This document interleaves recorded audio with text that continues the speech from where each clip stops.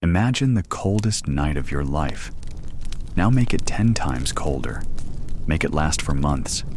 Make it a world where one mistake means death, where the darkness holds teeth and claws, where your only warmth comes from a flickering fire that could die at any moment. This was every night for our ancestors 40,000 years ago. They huddled in caves and makeshift shelters, watching shadows dance beyond their fragile circle of light. And in those shadows, yellow eyes watched them back.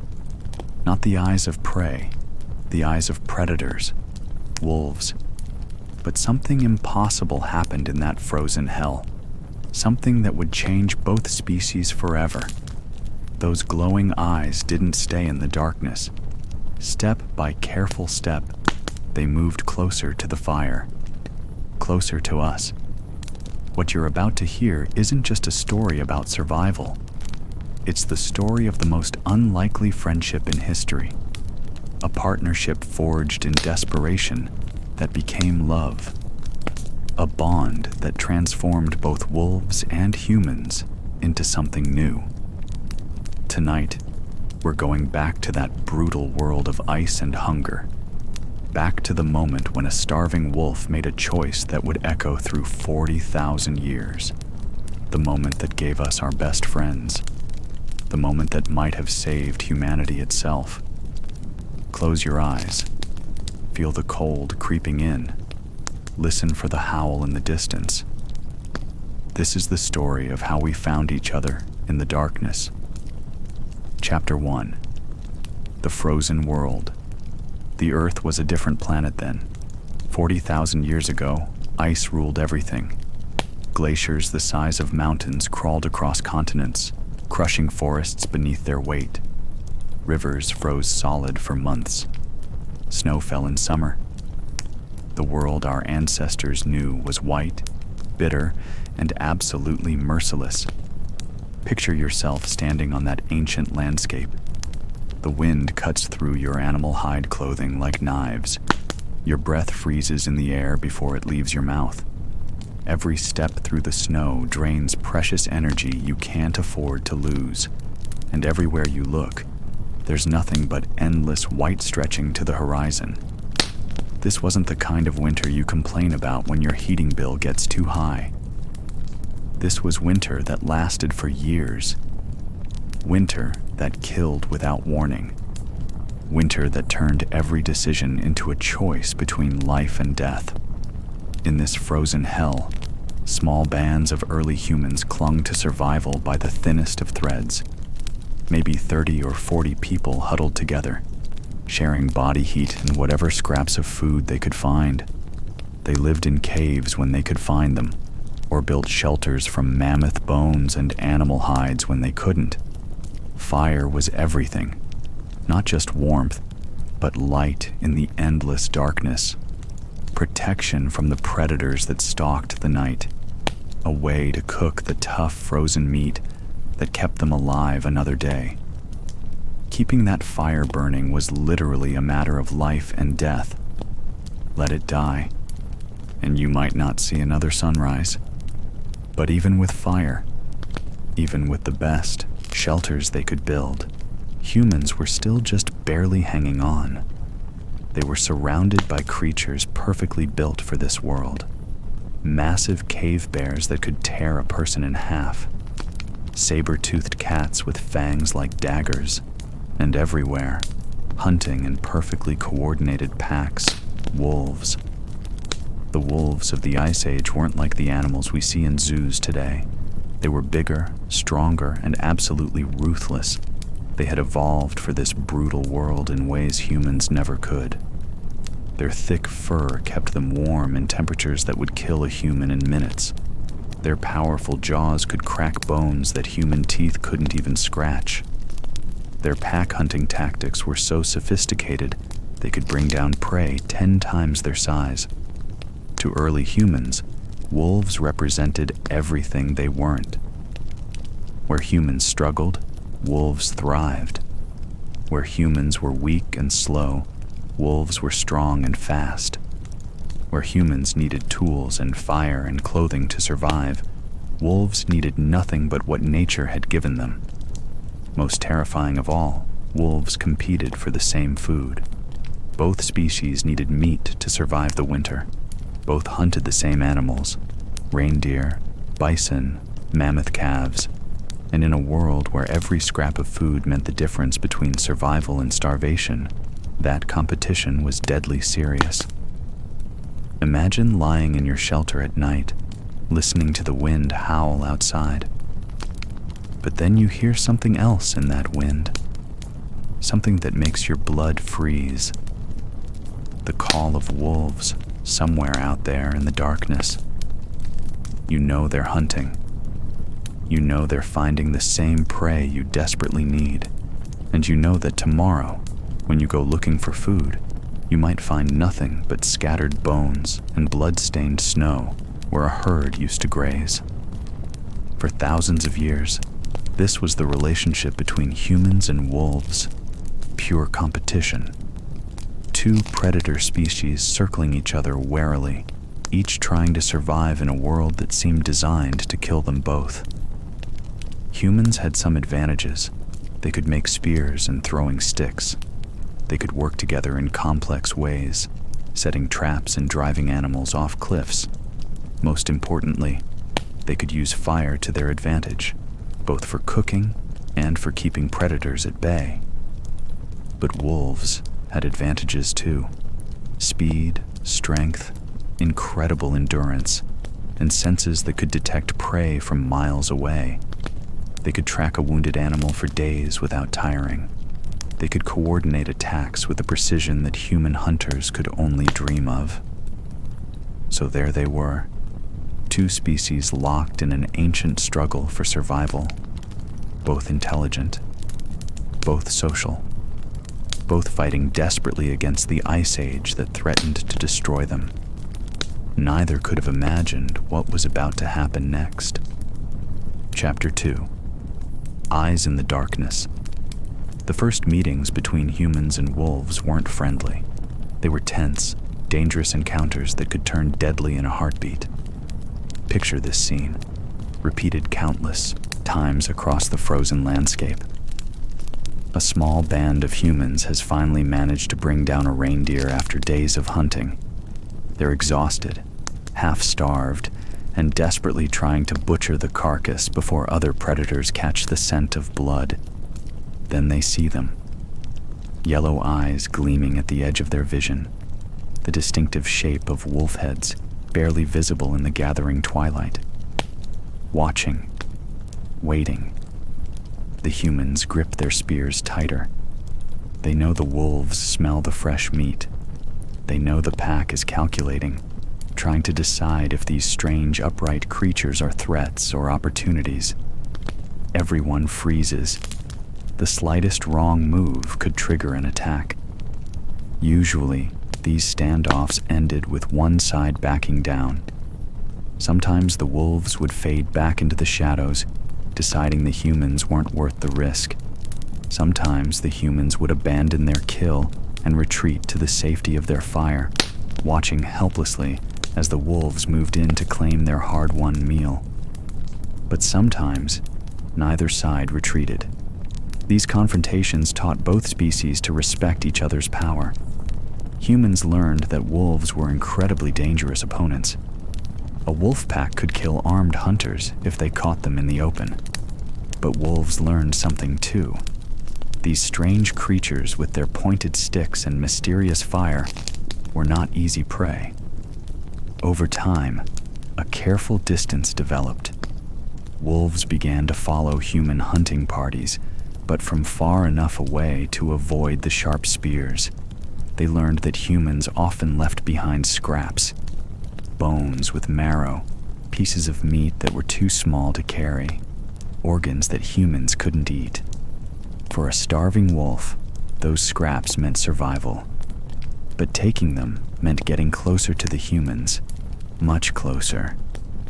The bravest wolves were usually the youngest ones, driven from their birth packs but not yet strong enough to claim territory of their own.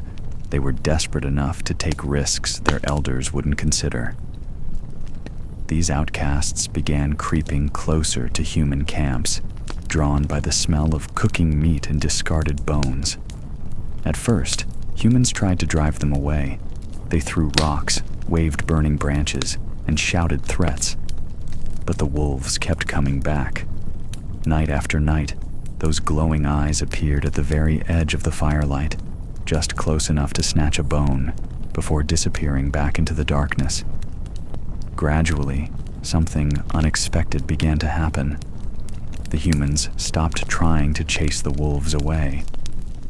It wasn't kindness that changed their minds. It was practicality.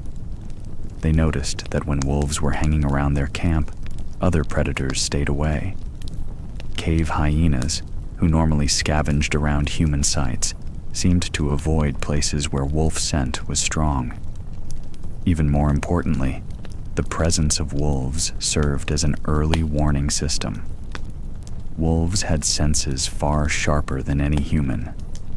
Their ears could detect the approach of a cave bear from half a mile away.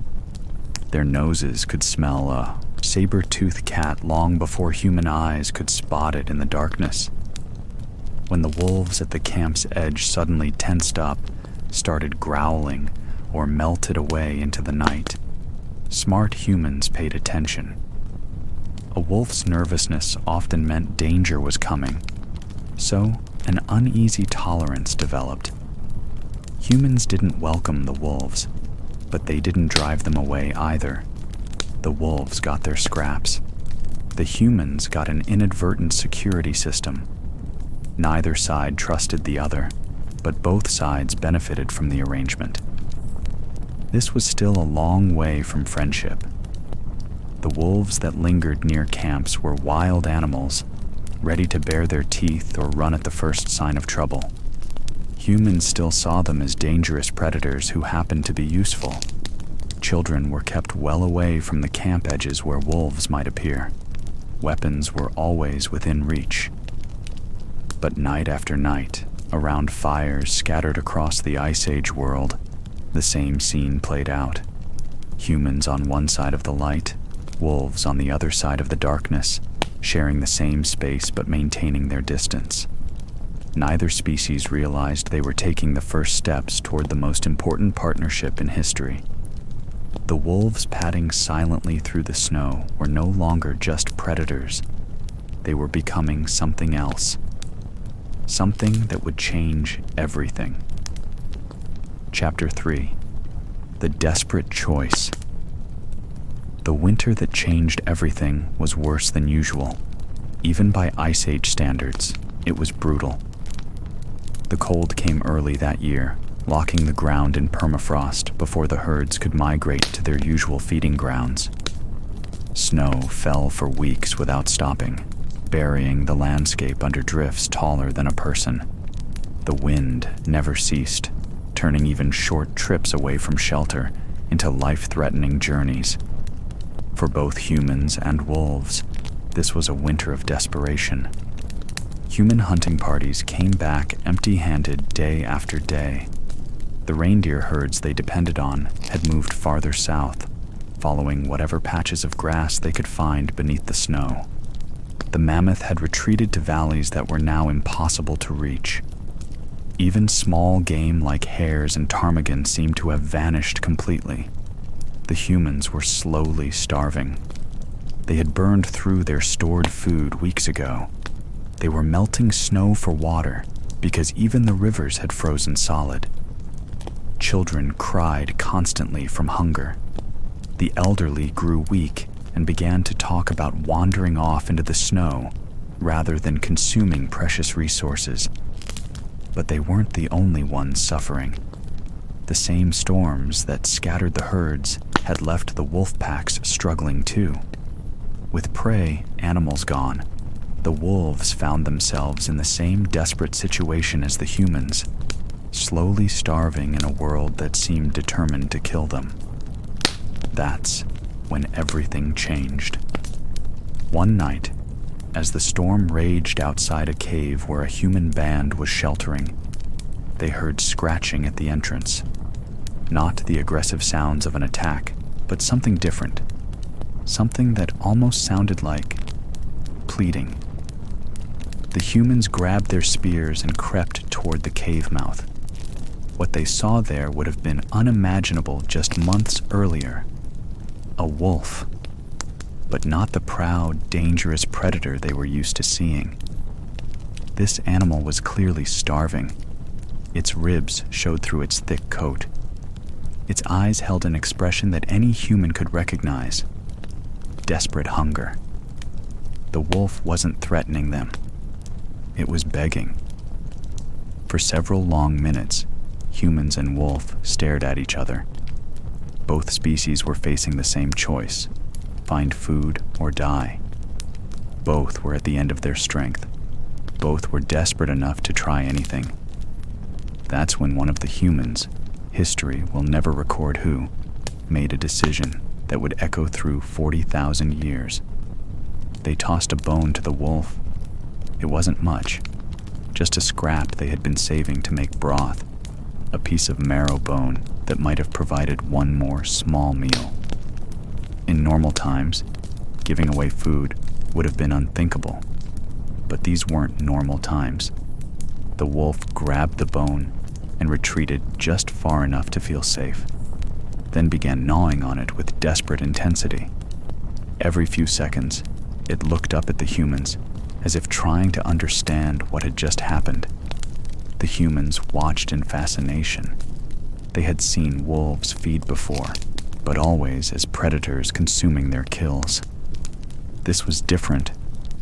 This wolf was eating their food they had given freely. It created a connection that had never existed before. Over the following days, as the storm continued, the pattern repeated. The wolf returned to the cave entrance. The humans shared what little they had. Not much. They were barely surviving themselves, but enough to keep the wolf alive. Something extraordinary was happening. Two species that had been enemies for thousands of years were learning to help each other survive.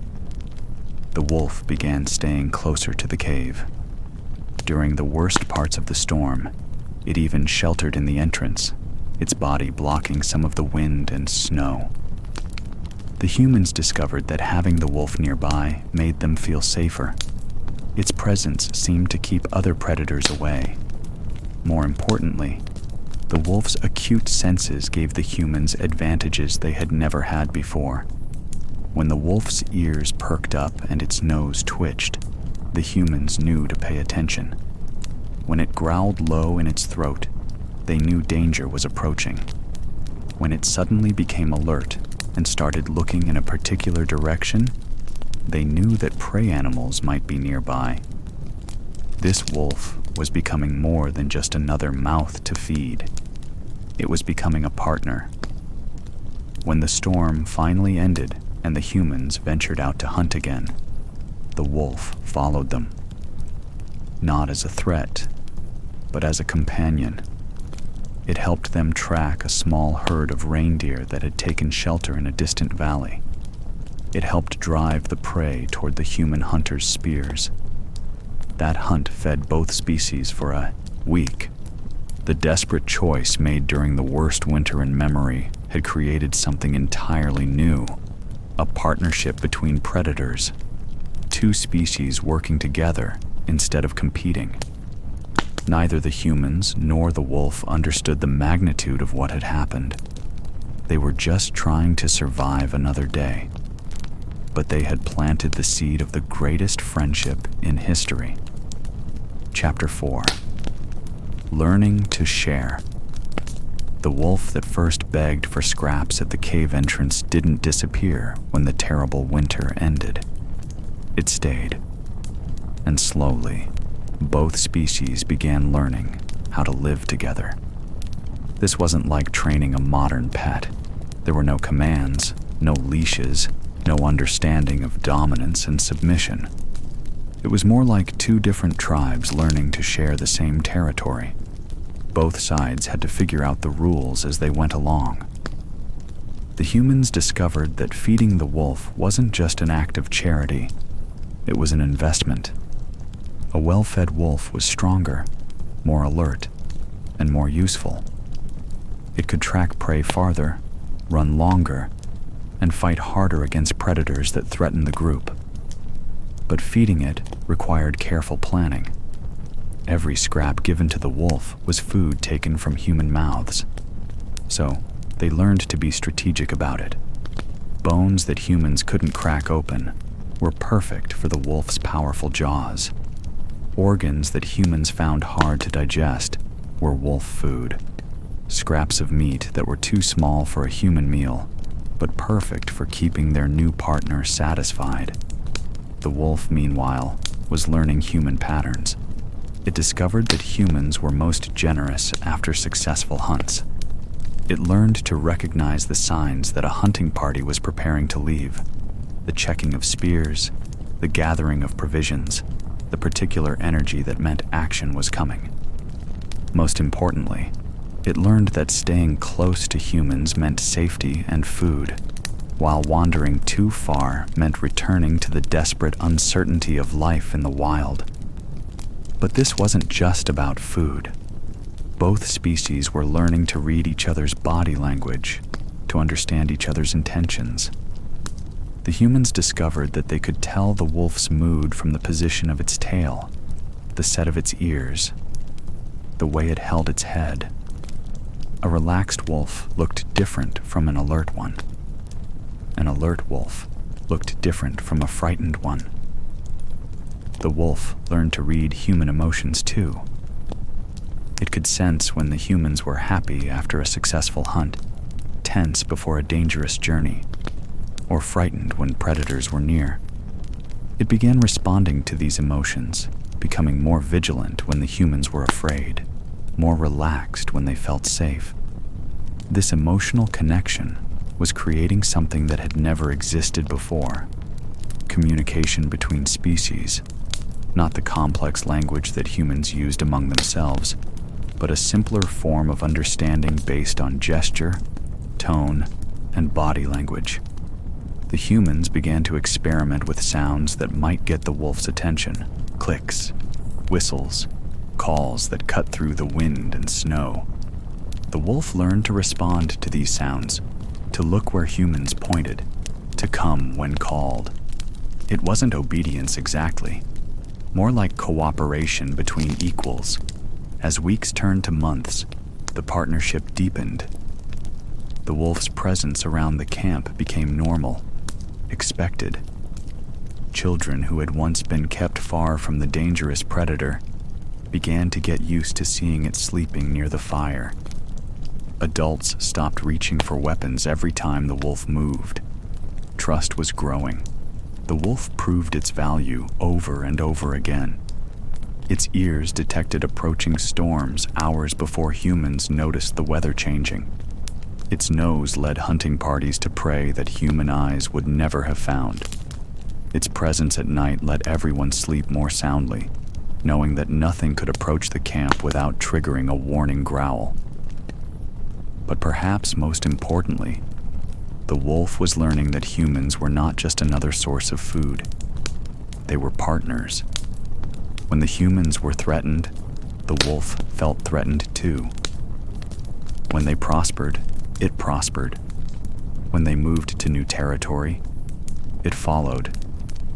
The boundaries between the species were beginning to blur. Other wolves noticed. Sometimes a small pack would approach the camp, drawn by the scent of their kind mingled with human smells. These encounters were tense. The camp wolf would position itself between the visitors and the humans, making it clear that this territory was claimed. These humans were under protection. Usually, the wild wolves would retreat, but occasionally, one of them, always young, always desperate, would linger after the pack moved on. And sometimes, if the humans felt generous and the wolf showed the right signs of submission, another partnership would begin. Not every attempt at cooperation succeeded. Some wolves were too aggressive, too wild to adapt to life with humans. Some humans were too afraid or too suspicious to accept a predator into their midst. But when the match was right, when both sides were willing to learn and compromise, something magical happened. The age of dogs was beginning. Each successful partnership taught both species a little more about living together. Each generation of humans grew up seeing wolves as potential allies rather than inevitable enemies. Each generation of wolves was born a little more accustomed to the sight and sound and smell of humans. Evolution was quietly working. The wolves most suited to human partnership were the ones who survived and reproduced. The humans most skilled at working with wolves were the ones who thrived in the brutal Ice Age world. Neither species was the same as it had been before that first desperate winter. They were becoming something new together. Chapter 5. The First Guardian. The moment that changed everything happened on a night when the moon was dark and the stars gave barely enough light to see shadows moving through the snow. The human band was camped in a shallow valley, protected from the worst of the wind, but dangerously exposed to anything that might be hunting in the darkness. They had posted sentries, as always, but human eyes and ears could only do so much against predators, perfectly adapted to hunt at night. Their wolf, the one that had first begged for scraps during the terrible winter, was sleeping near the dying fire when it suddenly raised its head. Its ears were pointed forward, completely alert. Its body was tense, ready to spring into action. The humans on watch noticed immediately. They had learned to pay attention when the wolf acted like this, but they couldn't see or hear anything unusual. The valley was silent except for the whisper of wind through snow. The wolf rose to its feet, every muscle coiled. A low growl began deep in its throat, barely audible but carrying an unmistakable message. Danger was coming. That's when they heard it. The crack of a branch under massive weight. Something huge was moving through the darkness toward their camp. Cave bear. In the Ice Age world, few things were more terrifying than a cave bear hunting at night. These weren't the relatively manageable black bears or brown bears of modern times. Cave bears were enormous. Some stood over 10 feet tall when they reared up on their hind legs. They were powerful enough to kill a human with a single swipe of their massive claws. The sentries began waking the rest of the camp, trying to do it quietly, so they wouldn't startle the approaching bear into a charge. Adults grabbed spears and positioned themselves to protect the children. Everyone prepared for a fight they might not survive. But the wolf was already moving. Instead of fleeing, which would have been the smart thing for a single animal to do against a creature 5 times its size, the wolf was advancing toward the approaching bear. Its hackles were raised, making it look larger than it really was. Its growl had deepened into something that carried pure menace. The humans watched in amazement as their partner placed itself directly between them and the danger. The bear emerged from the shadows, massive and intimidating. It was clearly hunting, drawn by the scent of the camp and the promise of easy prey. When it saw the wolf blocking its path, it paused. Bears were used to wolves running from them, not standing their ground. What happened next was a battle of wills more than a battle of claws and teeth. The wolf continued its threatening display, snarling and snapping, making itself seem as dangerous as possible. It was completely outmatched physically, but it wasn't backing down. This was its territory, its pack, its family to protect. The bear tested the wolf's resolve, taking a few steps forward. The wolf responded by advancing too, showing no sign of retreat. Behind it, the humans were raising their spears, adding their voices to the wolf's growls. For several terrifying minutes, predators faced off in the darkness. The bear had the size and strength to destroy both wolf and humans. but it was facing something it hadn't expected: unified resistance from two different species. Finally, the bear made its decision. The meal wasn't worth fighting both a determined wolf and a group of armed humans. It turned and melted back into the shadows, looking for easier prey elsewhere. The wolf had saved them all. As the immediate danger passed, something fundamental changed in the relationship between humans and their wolf partner. This animal hadn't just been useful or convenient. It had risked its life to protect them. It had chosen them over its own safety. That choice created a bond deeper than shared food or mutual benefit. It created loyalty. The humans understood they were no longer feeding a wild animal that happened to be helpful. They were caring for a family member who would fight for them, who would die for them if necessary. From that night forward, the wolf wasn't just accepted in the camp. It was honored. Children who had once been kept away from it were now encouraged to play nearby. Adults who had watched it warily now treated it with the same respect they showed their most valued human companions. The wolf, for its part, seemed to understand that something had changed too. Its behavior became more protective, more integrated with human activities. It no longer positioned itself at the edge of the group, but moved freely among them, a full member of the pack. Word of what had happened spread to other human bands. The story of the wolf that fought a cave bear to protect its human family became legend. Other groups began looking at the wolves that lingered near their camps with new eyes. Maybe these predators weren't threats after all. Maybe they could be something more. The first guardian had shown what was possible when trust replaced fear, when partnership replaced competition. The wolf that chose to stand against the bear had proved that loyalty could cross species lines. That moment of courage in the darkness had planted the seed of every faithful dog that would follow. Every time a dog protects a child, guards a home, or stands by its human family in danger, it's echoing that first brave wolf who faced down a monster in the snow. The age of partnership had truly begun. Chapter 6: Raising the Wild. The real transformation began when humans started caring for wolf pups. It happened by accident at first. A hunting party tracking elk through a forest valley discovered a wolf den hidden among fallen rocks. The adult wolves were nowhere to be seen, probably killed by a cave bear or rival pack. Inside the den, they found 4 tiny pups, barely old enough to open their eyes. By all logic, the humans should have killed them. Wolf pups would grow into competitors, predators that might one day threaten the band. It would have been the sensible thing to do. But something had changed in how humans saw wolves. The loyalty of their guardian wolf had shifted their thinking. These weren't just future enemies. They were potential partners. One of the women in the group, perhaps a mother herself, picked up the smallest pup.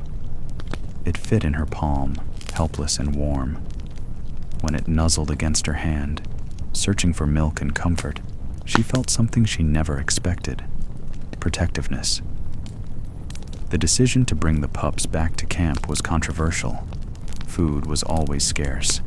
Every mouth to feed was a burden the band could barely afford.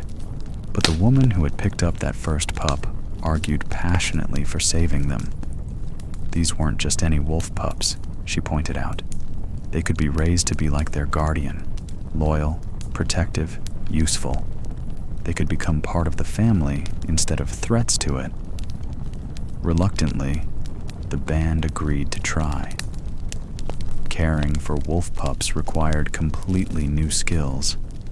The humans had to learn what the pups could eat, how often they needed to feed, how to keep them warm and safe.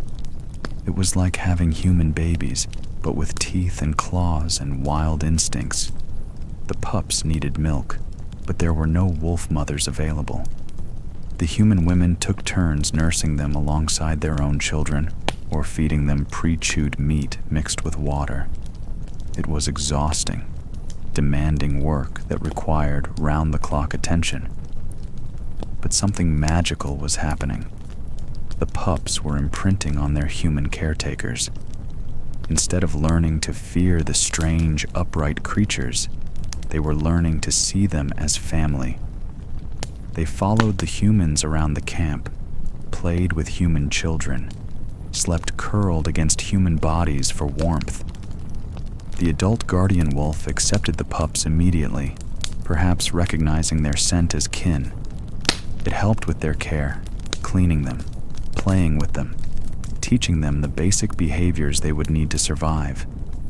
It became like an uncle or aunt to the orphaned pups. As the pups grew, their personalities began to emerge.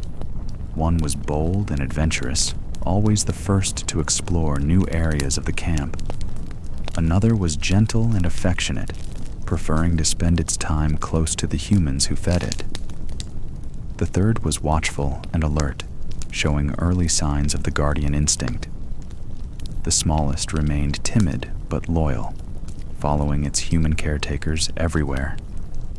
The humans began to see that wolves, like people, were individuals.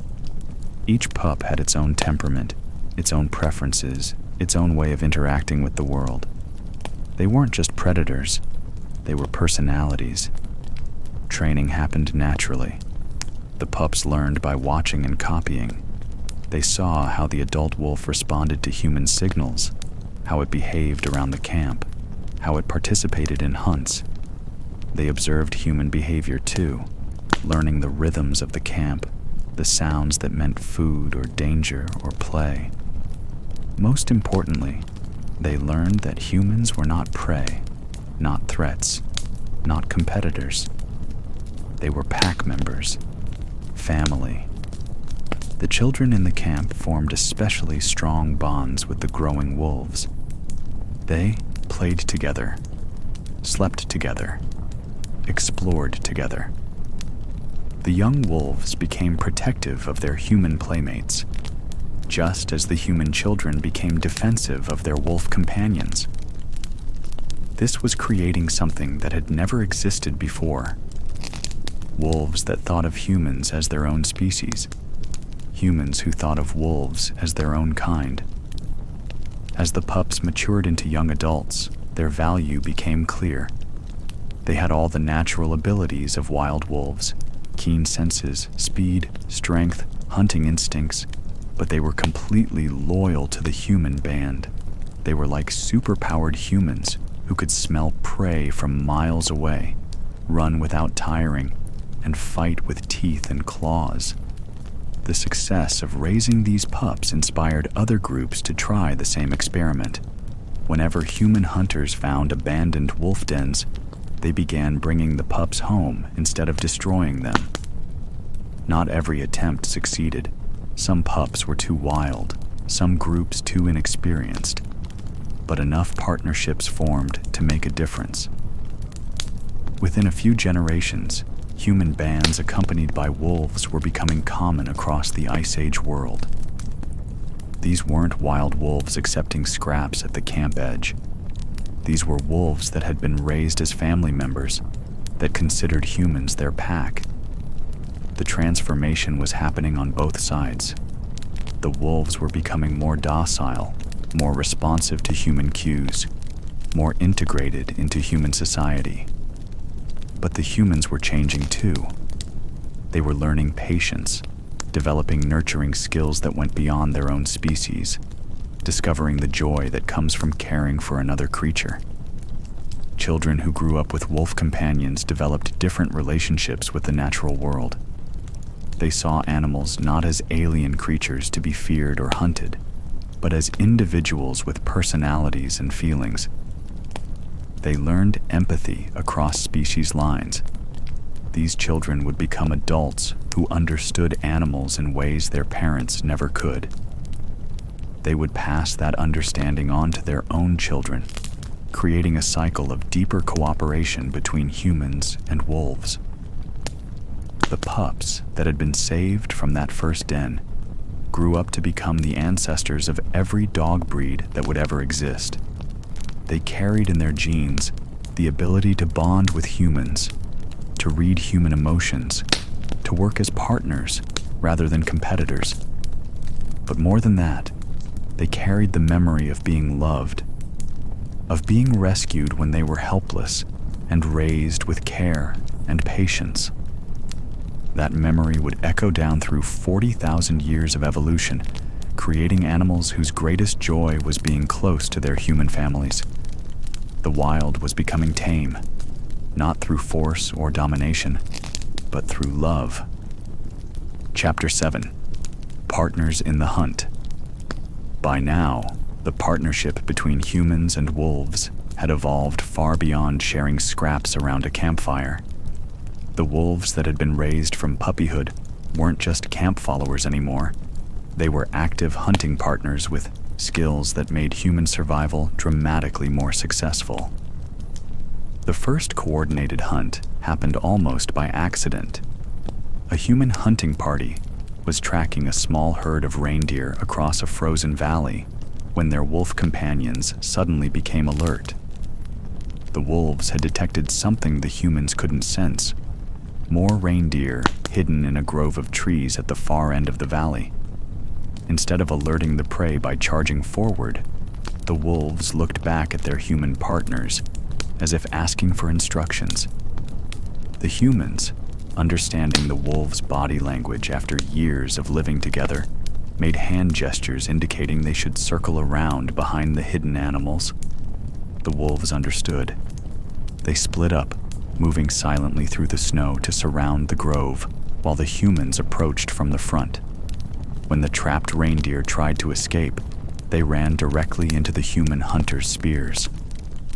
It was a perfect ambush, planned and executed by two different species working as one team. Word of this success spread quickly among the hunting party. They had discovered something revolutionary.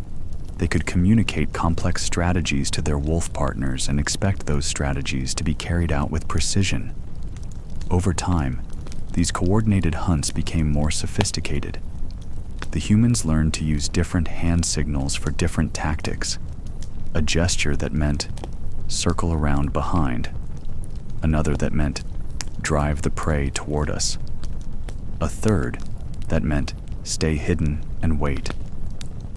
The wolves learned to read these signals instantly, to understand not just what the humans wanted them to do, but when to do it. They developed an almost telepathic connection with their human partners, anticipating needs and responding to the subtlest cues. This cooperation gave human hunting parties enormous advantages. A group of hunters working alone might spend days tracking a herd, only to watch it escape at the last moment when the wind shifted and carried human scent to the prey animals. But wolves could position themselves downwind, controlling the prey's escape routes while the humans approached from the safest angle.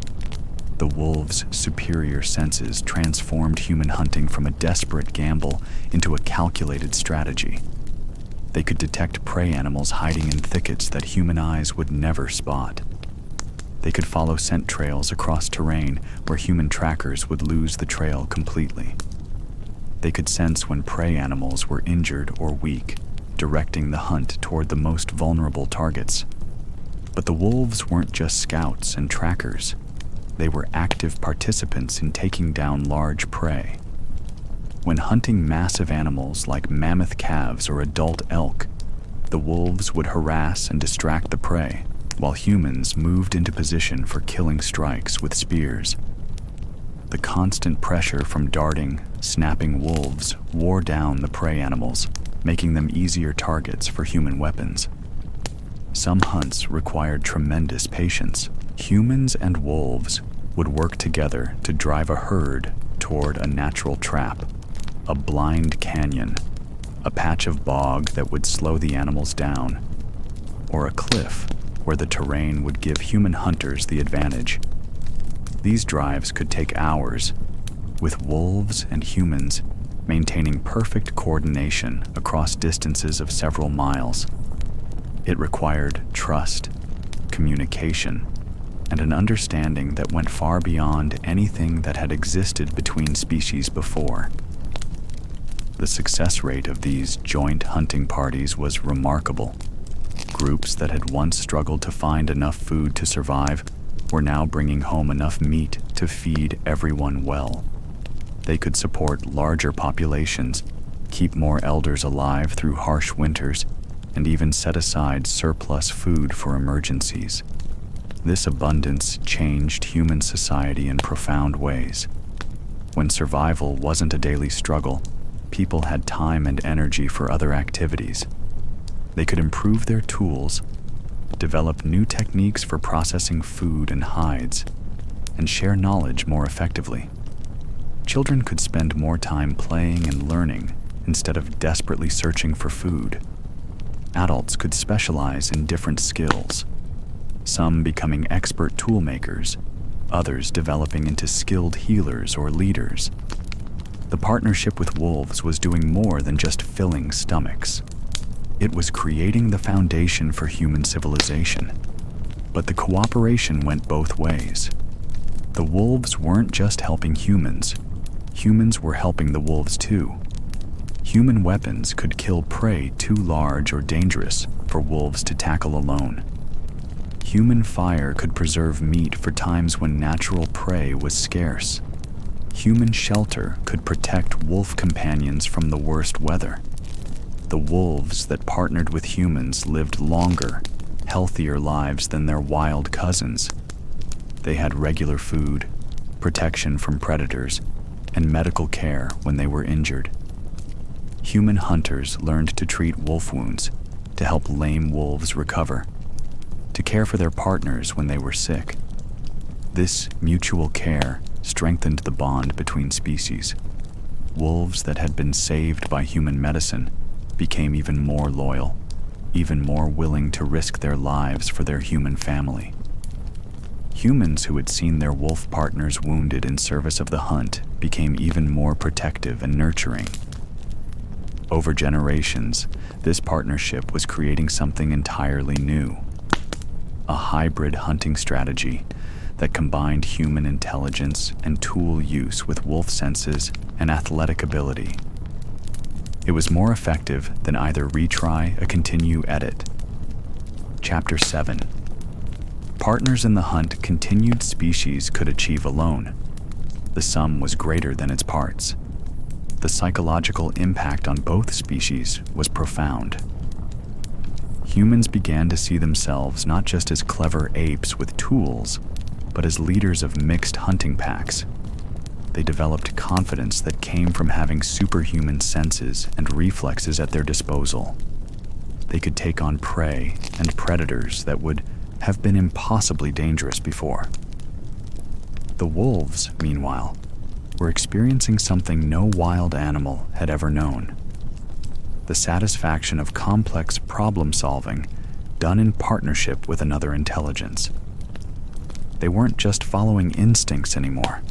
They were making decisions, adapting to new situations, learning new skills. This mental stimulation changed the wolves themselves. Their brains had to work in new ways to process human signals and coordinate complex hunts. Over generations, this may have selected for more intelligent, more adaptable wolves, the ancestors of dogs that would one day learn to open doors, recognize hundreds of words, and read human emotions with uncanny accuracy. The partnership was evolving both species, pushing them toward greater intelligence and deeper cooperation. But perhaps most importantly, these shared hunts were creating emotional bonds that went far beyond practical cooperation. When a wolf saved a human hunter from a charging boar, when a human risked his life to defend a wounded wolf from predators, they weren't just protecting valuable assets. They were protecting family. The trust required for these coordinated hunts was absolute. A human had to believe completely that his wolf partner would be in the right place at the right time. A wolf had to trust that its human would protect it when it was vulnerable during an attack on large prey. This level of trust could only develop through repeated shared experiences of danger and success.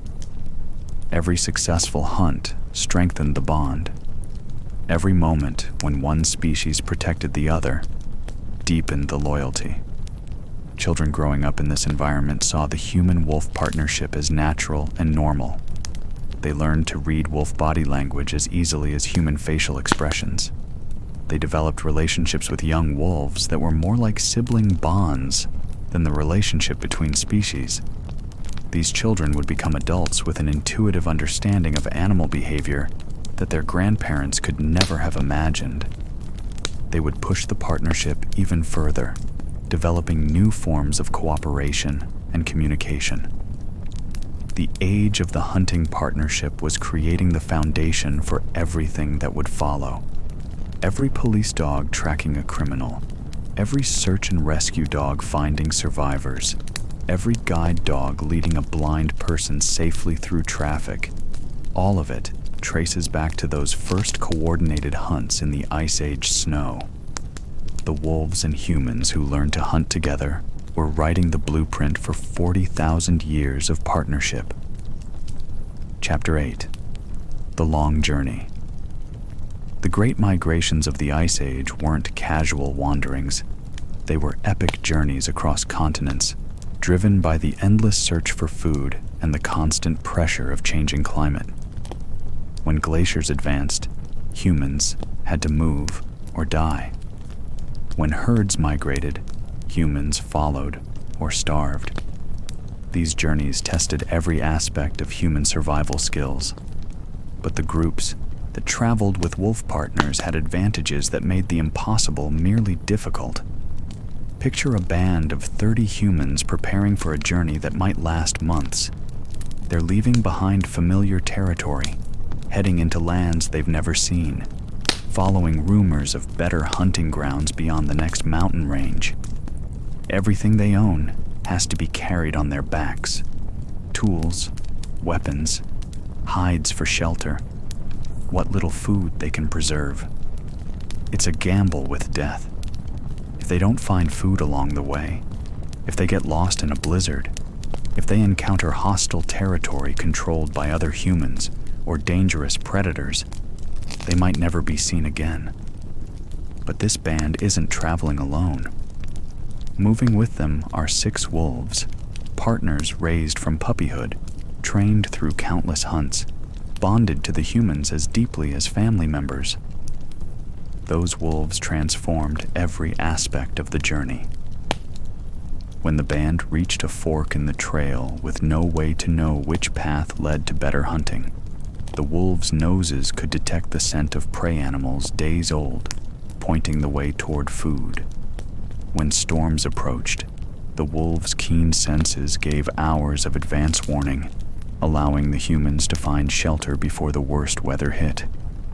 At night, when the traveling band was most vulnerable, the wolves formed a living perimeter. Their hearing could detect the approach of predators or rival humans long before sleeping humans would wake. Their presence alone discouraged most threats. Few predators wanted to face both armed humans and snarling wolves. But perhaps most importantly, the wolves could carry supplies. Even the earliest human-wolf partnerships involved some form of load sharing. A wolf could easily carry 20 or 30 pounds of meat, tools, or hides strapped to its back. That might not sound like much, but when multiplied across several animals and sustained over hundreds of miles, it made the difference between successful migration and death from exhaustion. Later, as the partnership evolved, humans developed more sophisticated ways of using wolf strength. Simple sleds, just hides stretched between poles, could be pulled by a team of wolves across snow and ice. These early sleds could carry injured or elderly humans, extra food, or crucial supplies that would otherwise have been impossible to transport. The psychological advantages were just as important as the physical ones. traveling into unknown territory was terrifying for Ice Age humans. Every sound in the night could mean death. Every unfamiliar landscape could hide deadly traps. The constant stress of vigilance wore down even the strongest travelers. But wolves shared that burden. When your wolf partners were relaxed and calm, you could relax too. When they were alert but not alarmed, you knew to be cautious but not panicked. Their emotional state became a barometer for the safety of the entire group. This allowed humans to rest more deeply during stops, to recover more completely from the exhaustion of long-distance travel. Well-rested humans made better decisions, had more energy for the journey, and were less likely to make the kind of mistakes that could doom an entire migration. The wolves also served as living maps. Animals that had been raised in one territory but traveled to new lands seemed to retain some memory of the journey.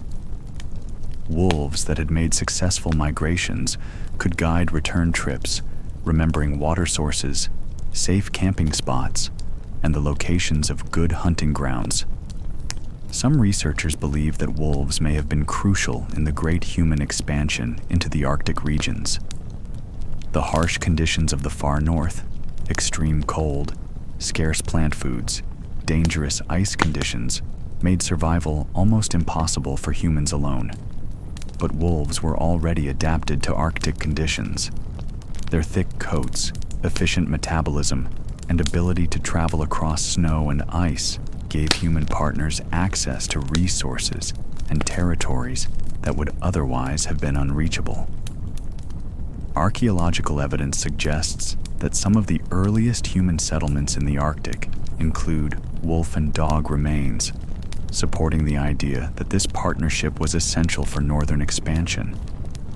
The same pattern probably applied to the great journey across the land bridge into the Americas. The crossing would have required months of travel across some of the harshest terrain on Earth. Groups attempting it without animal partners would have faced almost impossible odds. But with wolves to help carry supplies, track game, and provide warning of dangers, the journey became survivable. The first Americans may have walked into the New World with their canine partners at their sides. As generations passed, the migratory advantages of human-wolf partnerships created a feedback effect. Groups that traveled with wolves were more likely to survive long journeys, more likely to find new territories, more likely to establish successful settlements in distant lands. This meant that the partnership spread wherever humans spread. Each successful migration carried the knowledge and the genetics of cooperation to new territories. The bond between humans and wolves became a global phenomenon, not because it was imposed by any central authority, but because it worked so well that it naturally spread to every human population. The great journeys of the Ice Age weren't just human achievements. They were joint accomplishments by two species working together.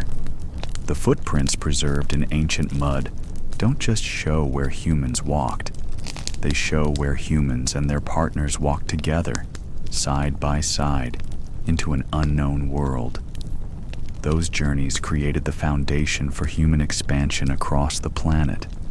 Without wolf partners, humans might still be huddled around fires in a few temperate valleys, afraid to venture into the broader world.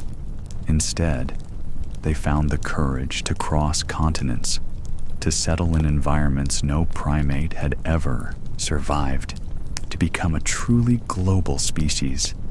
And they did it with wolves at their sides, sharing the dangers and the discoveries, the hardships and the triumphs of the long journey into tomorrow. Chapter 9. More than survival. Somewhere along the journey from competition to cooperation, something unexpected happened. The practical partnership between humans and wolves began to transform into something deeper. Love. It's hard to pinpoint exactly when this shift occurred. Maybe it was the first time a human child fell asleep, curled against a wolf's warm fur. Maybe it was when a wolf refused to leave the side of an injured human, standing guard for days without food or rest. Maybe it was in the quiet moments between hunts, when human hands stroked wolf fur and both species found comfort in simple contact. But gradually, what had begun as mutual survival benefit became emotional attachment.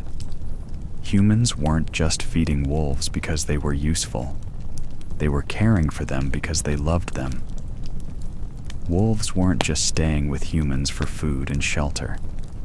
They were choosing to remain because these strange, upright creatures had become their family. You could see it in the small, daily interactions that had nothing to do with hunting or protection. A wolf bringing a stick to a human child, initiating play for the pure joy of it. A human sharing the choicest piece of meat with a wolf partner, not because it needed the nutrition, but because giving pleasure felt good. The gentle touches, the quiet moments of companionship, the way both species seemed to enjoy each other's presence, even when there was no practical reason for interaction. This emotional evolution changed the entire dynamic of the partnership. When wolves were just useful tools, humans could be coldly practical about their care, feed them enough to keep them functional, protect them when necessary, replace them if they died. But when wolves became beloved family members, humans began making decisions based on affection rather than just efficiency. A sick or injured wolf that might once have been abandoned was now nursed back to health with the same care given to human family members. Elderly wolves that could no longer hunt were still fed and protected, honored for their years of service and companionship. Wolf puppies were raised not just as future working animals, but as treasured additions to the family group. The wolves responded to this affection by becoming even more devoted to their human partners. They began showing behaviors that went far beyond what survival required, greeting humans with obvious joy after separations, showing concern and attempting comfort when humans were distressed, displaying what could only be called grief when human family members died. Archaeological evidence supports this emotional evolution. Wolf and dog burials from later Ice Age periods show increasing care and ceremony. Some animals were buried with grave goods, tools, ornaments, or food clearly intended for use in an afterlife. This wasn't just respectful disposal of useful animals. This was mourning, the kind of ritual treatment reserved for beloved family members. The emotional bonds also began to show up in art. While most Ice Age cave paintings focus on prey animals, there are some images that appear to show wolves or early dogs in contexts that suggest companionship rather than hunting. Figures that might be wolves walking alongside humans or canid-like animals in positions that suggest they were part of human family groups. Children growing up in this environment developed relationships with wolves that were unlike anything seen in the natural world. They played together in ways that crossed species lines, with human children and wolf pups engaging in games that both species could enjoy. They slept together for warmth and comfort, creating bonds that would last for life. These children learned empathy across species barriers. They could read wolf emotions, understand wolf needs, and respond to wolf distress. They developed a kind of emotional intelligence that their parents' generation had never possessed, the ability to form deep emotional connections with non-human beings. When these children became adults, they carried this capacity for cross-species love into their own families. They raised their own children to see wolves as individuals with feelings, personalities, and the capacity for love. This created a generational deepening of the human-wolf bond. The love wasn't one-sided. wolves that had been raised from puppyhood by human families showed clear preferences for human companionship over wolf companionship. They would choose to stay with humans even when wild wolf packs were nearby, even when mating opportunities with wild wolves were available. Some of these wolves seemed to recognize their human children even after years of separation. Reunion scenes, humans encountering wolves they had raised as pups, or wolves finding human families after periods of absence, became part of the oral tradition. Stories told and retold around fires because they captured something important about the nature of love and loyalty. The emotional depth of these relationships also created new forms of grief. When beloved wolf partners died, humans mourned them with the same intensity they showed for human losses. When human family members died, wolves showed signs of depression and distress that could last for months. This shared capacity for grief proved that the emotional bonds were real and deep on both sides. Both species were capable of love that transcended mere survival benefit, attachment that persisted even when the practical advantages ended. The transformation from survival partnership to emotional family created the template for every human-dog relationship that would follow. The unconditional love, the joy in simple companionship, the willingness to sacrifice for each other's welfare. All of these elements of the modern human-dog bond trace back to those first Ice Age families who discovered that survival could evolve into love. By this stage in the partnership, humans and wolves had created something entirely new in the natural world. A relationship based not on dominance or exploitation, but on mutual affection and genuine care. They had learned that different species could not only cooperate for survival, but could love each other across the boundaries that evolution had created. This love would prove to be the strongest force in the continued evolution of the partnership. Practical benefits could be replaced by better tools or different strategies. But love, once established, would endure for 40,000 years and counting. Chapter 10: Sacred Companions.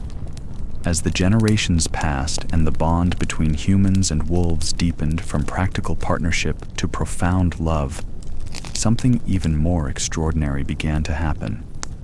These animal companions started to take on spiritual significance that would echo through human culture for millennia to come. The transformation into sacred beings wasn't sudden or deliberate. It emerged gradually from the daily miracles that humans witnessed in their wolf partners. The uncanny ability to sense danger before it appeared, the loyalty that transcended death, the seeming ability to understand human emotions and respond with comfort or protection. To Ice Age humans, these behaviors must have seemed almost supernatural. Think about it from their perspective. They lived in a world where everything was mysterious, where the forces of nature were beyond understanding, where survival depended on reading signs and omens in the world around them. When their wolf partners consistently demonstrated abilities that went beyond normal animal behavior, it was natural to see them as beings touched by the spirit world. The first hints of spiritual significance probably appeared in burial practices. When beloved wolf companions died, they weren't just disposed of like other animals. They were buried with ceremony, with care, with the kind of ritual attention that suggested these weren't ordinary beasts, but special beings deserving of respect. Some of the earliest intentional animal burials found by archaeologists are of wolves and early dogs. These animals were often buried in positions that mirror human burial practices, lying on their sides, sometimes with their heads pointing in specific directions, occasionally with objects placed near them. In at least one remarkable case, a wolf was buried with a mammoth bone carefully placed in its mouth. This wasn't random. It was clearly intentional, suggesting belief that the animal would need sustenance in whatever came after death. The humans were planning for their wolf companions' afterlife. This kind of burial practice reveals profound spiritual thinking. These humans believed that wolves had souls, that death wasn't the end of their existence, that proper ceremony could help ensure their spiritual well-being. They were treating animals as spiritual beings worthy of the same consideration given to human dead. The spiritual significance probably extended into daily life as well. Wolves that demonstrated exceptional abilities, unusual hunting success, remarkable acts of protection, or seemingly telepathic connection with their human partners may have been seen as blessed or touched by spiritual forces. Stories began to grow around these exceptional animals. Tales told around fires of wolves that led hunters to miraculous discoveries, that warned of disasters, that appeared in dreams to deliver messages from the spirit world. These stories weren't just entertainment. They were the beginnings of religious thinking about the relationship between humans and animals. Some researchers believe that wolves may have played a role in early shamanic practices. Shamans, spiritual intermediaries between the human and spirit worlds, often used animal guides in their work. Wolves, with their mysterious abilities and deep bonds with humans, would have been natural candidates for this role.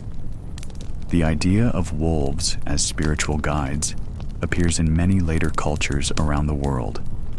From the wolf spirits of Siberian shamanism to the wolf totems of Native American traditions, the concept of wolves as beings that could travel between the physical and spiritual worlds is remarkably widespread. These beliefs may trace their roots back to the Ice Age, when humans first observed the seemingly supernatural abilities of their wolf companions and concluded that these animals had special connections to the forces that governed the world. The spiritual elevation of wolves also influenced how humans saw themselves. If wolves were sacred beings that chose to partner with humans, what did that say about human nature? Perhaps humans too had special spiritual significance. Perhaps the partnership itself was blessed by the forces that ruled the universe. This thinking may have contributed to the development of human religious consciousness. The idea that animals could be spiritual beings, that relationships could have sacred significance, that cooperation across species lines was divinely blessed.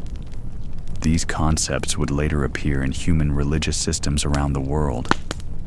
The sacred status of wolf companions also created new responsibilities for humans. Sacred beings required special care, special respect, special ceremony.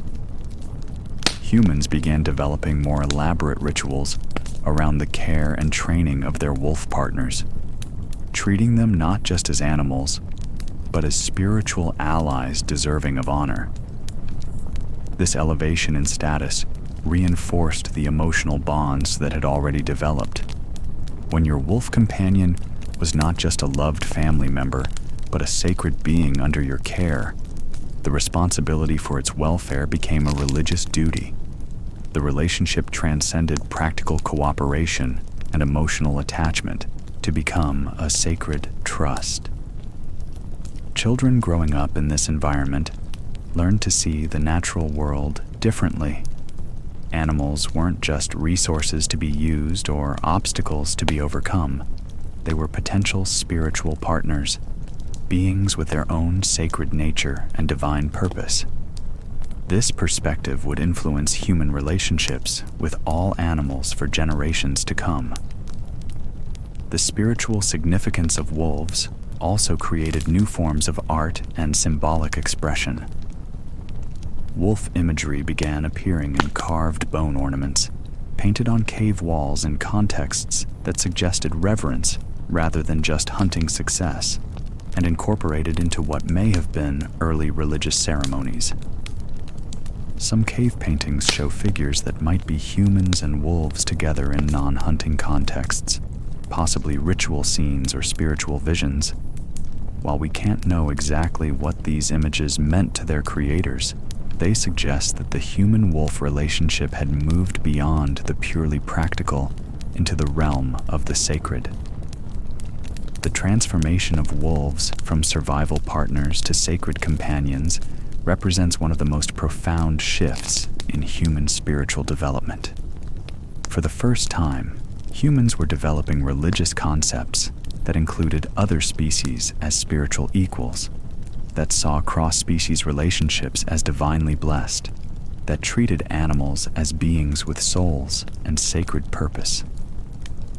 This spiritual evolution would have lasting consequences for human culture. The idea that animals could be sacred partners would influence human religious thinking for thousands of years. The concept of loyalty as a sacred virtue, embodied perfectly in the human-wolf relationship, would become central to human moral systems. Most importantly, the elevation of wolves to sacred status created a template for how humans could relate to the natural world with respect, love, and spiritual awareness rather than just exploitation and domination. The sacred companions of the Ice Age had taught humans that the divine could be found not just in the sky or the earth, but in the loyal eyes of another species that chose to walk beside them through the darkness. Chapter 11. The New World. By the time the ice began its final retreat, something extraordinary had happened. Two separate species had become so intertwined that they were no longer quite the same creatures that had first circled each other warily in the firelight. Humans had become partners to another species in ways no primate had ever achieved. Wolves had become something that had never existed before: dogs.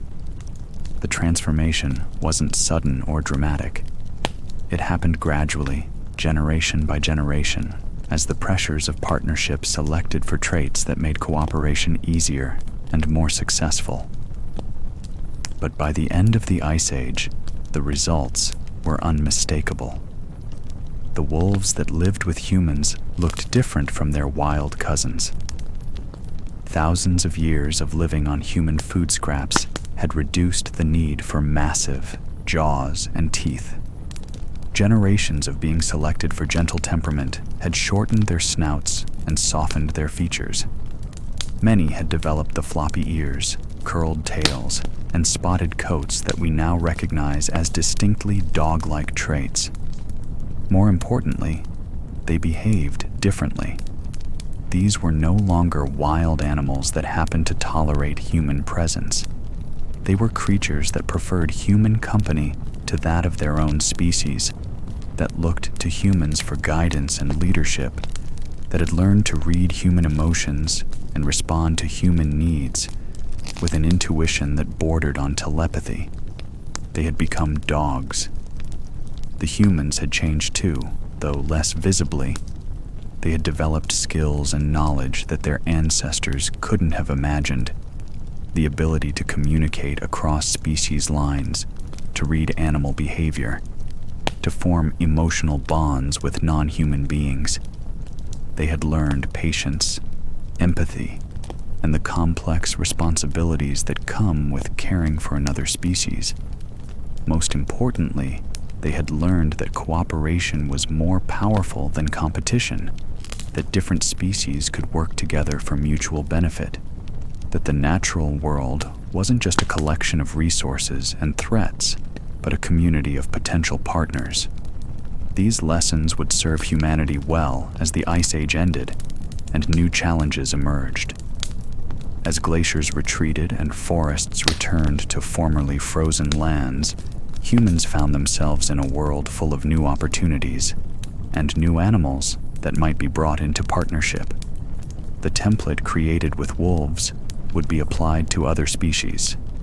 The same principles of patience, mutual benefit, and gradual trust building that had worked with wolves would eventually bring sheep, goats, cattle, pigs, and horses into the human family. The agricultural revolution that would transform human civilization was built on knowledge first gained through the partnership with dogs. But even as humans began domesticating other species, dogs remained special. They had been the first partners, the ones that taught humans how to cross species lines. They had proved that animals could be more than tools or food. They could be family, allies, and friends. As human societies grew more complex and spread across the world, dogs spread with them. Every human migration, every expansion into new territory, every establishment of new settlements included dogs as integral members of the community. They had become so essential to human life that a world without them was unimaginable. The genetic legacy of those first Ice Age partnerships can still be traced today. Every modern dog breed, from the tiniest Chihuahua to the largest Great Dane, carries DNA that traces back to the wolves that first chose to share human fires. The capacity for interspecies bonding, the ability to read human emotions, the desire to please and cooperate. All of these traits that we value in modern dogs were shaped by those earliest partnerships in the Ice Age world. But the legacy goes beyond genetics. The emotional and spiritual bonds forged in the Ice Age created cultural patterns that persist today. The loyalty we expect from dogs, the love we feel for them, the way we treat them as family members rather than mere animals. All of this traces back to those first humans who discovered that survival could evolve into love. The stories we tell about dogs, the roles they play in our myths and legends, the way they appear in our art and literature, these cultural expressions carry the memory of the sacred partnerships that first developed around Ice Age fires. When we speak of dogs as man's best friend, we're echoing relationships that began 40,000 years ago. The practical benefits that first brought humans and wolves together have largely disappeared. We no longer need dogs to help us hunt mammoth or to warn us about cave bears. We have other ways to stay warm on cold nights and other methods for tracking prey. But the emotional and spiritual connections have not only persisted, they've deepened. Modern dogs provide companionship, emotional support, and unconditional love. They serve as therapy animals, search and rescue partners, and guides for people with disabilities.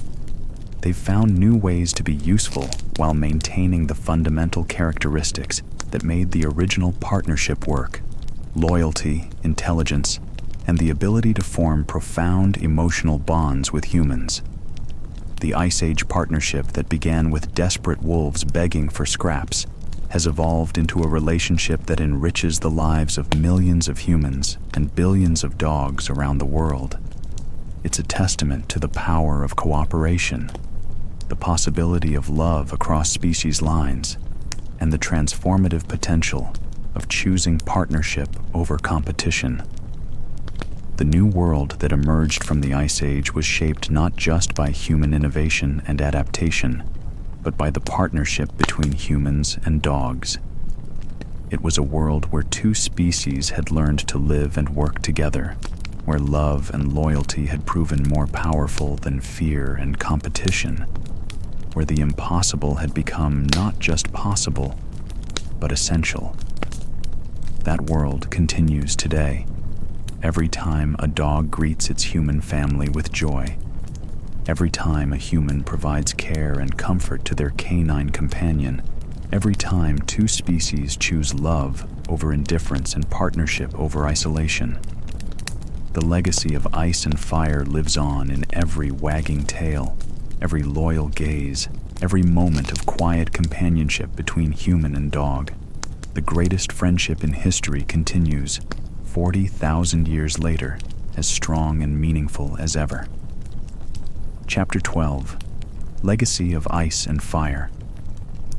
Here we are, 40,000 years later, and the bond forged in ice and firelight still shapes our world in ways both obvious and profound.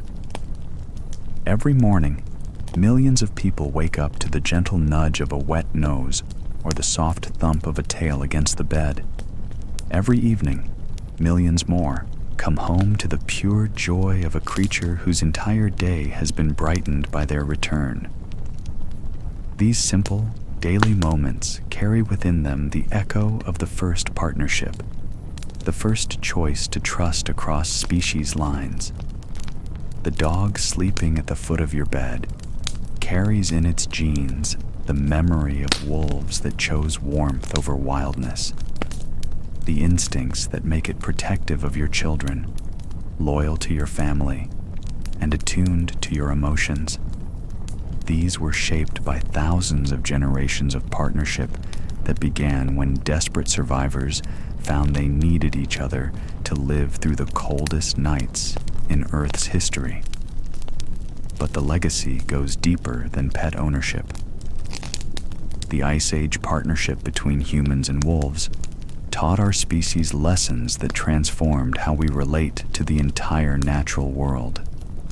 Before dogs, humans saw animals as either resources to exploit or threats to avoid. The natural world was something to be conquered, dominated, or feared. But the wolf that chose to stay by the fire, the pup that grew up playing with human children, the loyal companion that risked its life to protect the family. These experiences taught humans that animals could be partners, individuals with their own personalities and feelings, beings capable of love and deserving of respect. This shift in perspective made possible every form of animal domestication that followed. The farmers who first brought wild sheep into their care, the herders who learned to work with horses, the people who transformed wildcats into mousers and companions. All of them were building on knowledge first gained through partnership with dogs. More than that, the human capacity for cross-species empathy, developed through millennia of living with dogs, influences how we treat all animals today. The concern for animal welfare, the recognition of animal intelligence and emotion, the growing understanding that we share this planet with other sentient beings. These moral advances trace their roots back to the Ice Age realization that a wolf could be family. The partnership also taught humans about the power of cooperation over competition. In a world that often seemed designed to pit every creature against every other in a struggle for survival, humans and wolves proved that different species could work together for mutual benefit. They demonstrated that diversity could be a strength rather than a source of conflict.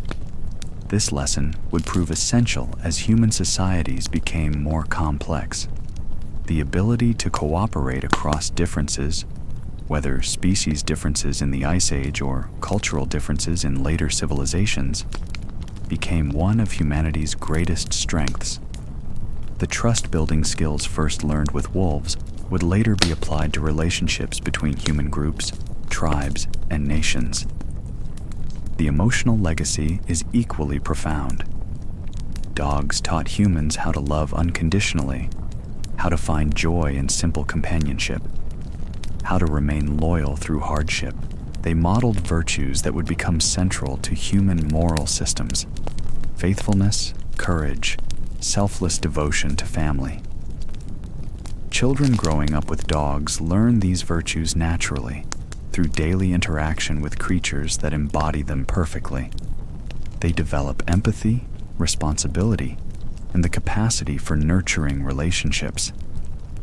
These emotional skills, first learned through caring for animal companions, influence how they relate to other humans throughout their lives.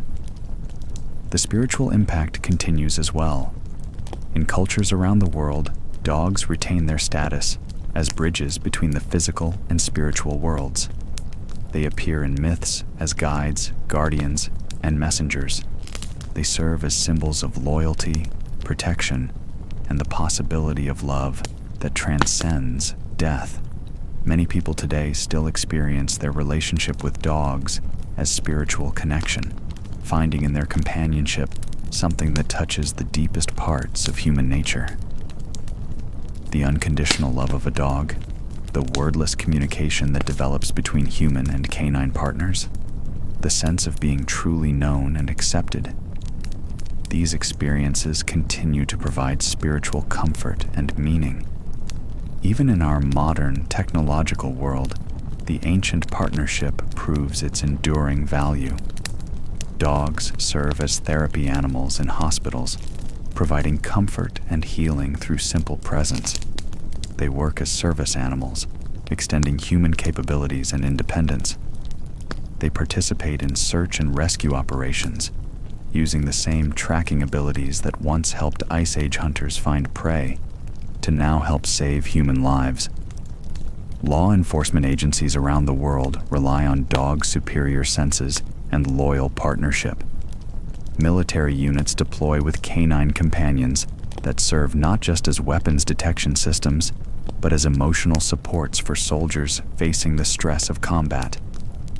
In every case, humans are drawing on capabilities and relationships that were first developed in the Ice Age partnership. The story that began with scraps tossed into the darkness has become one of the defining characteristics of human civilization. We are the species that learned to live in partnership with others, to find strength in cooperation, to create family bonds that transcend biology. Every time a child reads a book about a loyal dog, every time a family adopts a rescue animal, every time someone finds comfort in a pet's presence during illness or grief, the Ice Age story continues. The bond forged in desperation and strengthened by love proves again and again that some relationships are stronger than time, more enduring than empires, more fundamental to human nature than any technology or ideology. Tonight, as you settle in for sleep, perhaps with your own dog nearby, you're participating in a ritual that began around Ice Age fires. The warmth, the companionship, the sense of safety that comes from shared vigilance. These experiences connect you directly to the humans who first discovered that they didn't have to face the darkness alone. The wolves that chose trust over fear. The humans who chose cooperation over competition. The partnerships that grew from survival into love. Their legacy surrounds us, enriches us, and reminds us daily that the best parts of human nature were shaped not in isolation, but in relationship. The greatest friendship in history isn't history at all. It's living, breathing, tail-wagging proof that love can bridge any difference, that loyalty can outlast any hardship, and that sometimes the most important partnerships begin with nothing more than a gesture of trust in the darkness. The Ice Age is over, but the warmth it kindled still burns bright in every home where human and dog share the simple miracle of companionship. The legacy of ice and fire lives on, as enduring as the love that created it.